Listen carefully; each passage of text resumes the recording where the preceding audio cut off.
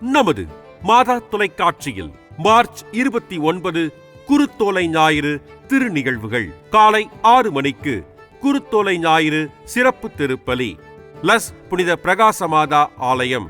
காலை மணி 8:30க்கு சிறப்பு சிலுவை பாதை. காலை 10 மணிக்கு தர்மபுரி கலையருவி கலை தொடர்பகம் வழங்கும் திருஜபமாலை. காலை 11 மணிக்கு பாண்டி கடலூர் சமூக ஊடக பணிக்குழு வழங்கும் நற்கருணை ஆராதனை.